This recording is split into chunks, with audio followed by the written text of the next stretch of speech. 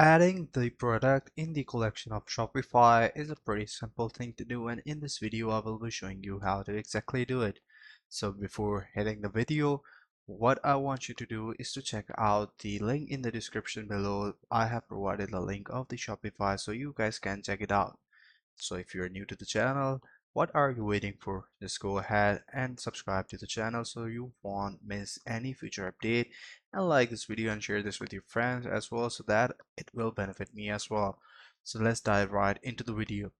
So what you guys have to do is to open up the Shopify admin panel, and in the admin panel what you have to do is to go to the left hand side. On the left hand side you will see various options.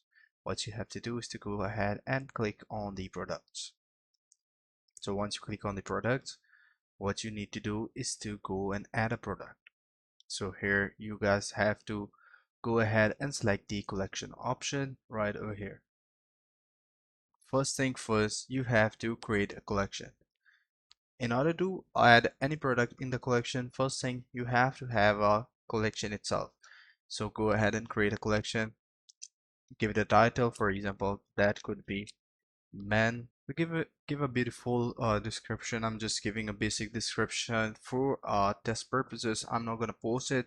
I'm just going to show you guys that you can type the description right over here, the title here, and here you can select the option based on your choice. For example, if you are making a descriptive collection for like shoes, so if you upload any sort of shoes products, it will automatically be redirected to this collection. So if you add a product that is related to shoes, so if you have selected the automated option, so the shoes product will be redirected to this collection.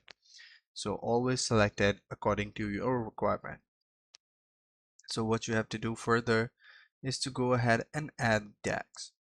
So that way your tags will make sure that which products needs to be in this collection. So once you have created the collection, what you have to do is to save this. I hope you found this video helpful. If you do, please consider subscribing to our channel. Take care. Bye bye.